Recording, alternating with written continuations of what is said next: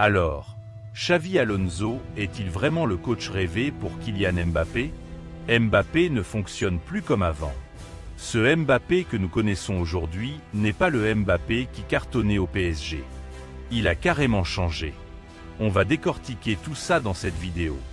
Salut la team, c'est FLM Foot Mercato, et aujourd'hui on se penche sur l'évolution de Mbappé. Est-il toujours au top? Spoiler alerte. Ça fait un moment qu'on a l'impression qu'il stagne, voire qu'il régresse sur certains points.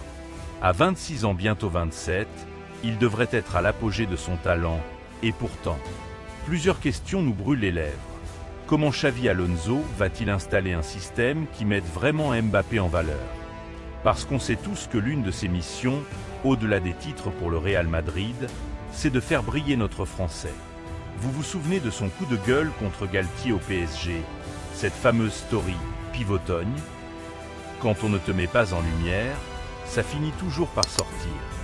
Alors, Xavi a-t-il les clés pour pousser Mbappé à franchir un cap? Sur le papier, non. Franchement, Carlo Ancelotti semblait mieux armé pour ça. Mbappé, c'est un joueur avec un ego bien trempé et une manière de jouer old school. Il aime être le sauveur, celui autour duquel tout tourne. Ça lui a réussi sous Pochettino lors de la saison 2-0-2-1-2-0-2-2, quand le PSG jouait en bloc médian et qu'on lançait la machine Messi-Neymar vers lui, comme sur son but au Bernabéu. En 2 touches, c'était plié. Or, le style d'Alonso ressemble beaucoup à celui de Luis Enrique au PSG. Très cérébral, hyper tactique. Or on l'a vu, Mbappé explose surtout en transition rapide, dans les espaces, pas dans un schéma trop structuré où il doit presser sans ballon ou multiplier les courses de soutien. Sous Enrique, ça a foiré à plusieurs reprises. Il faisait ce qu'il voulait, hors du plan de jeu. Même en bleu, Deschamps a monté son système pour qu'il soit la star, et ça a marché.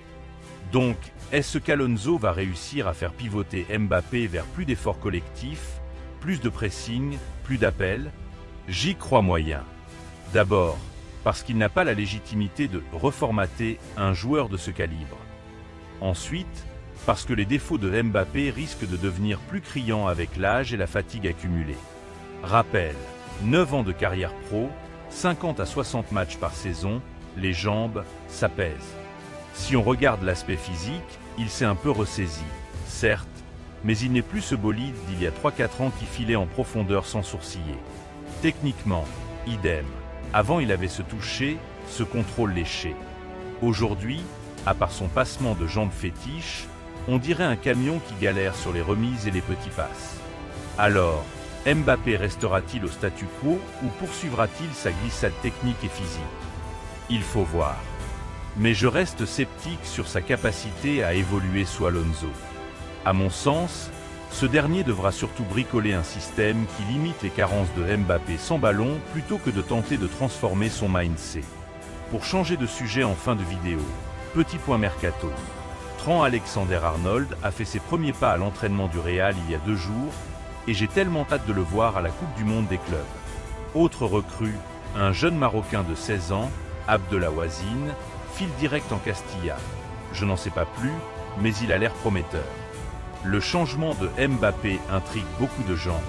N'oubliez pas de me dire ce que vous en pensez.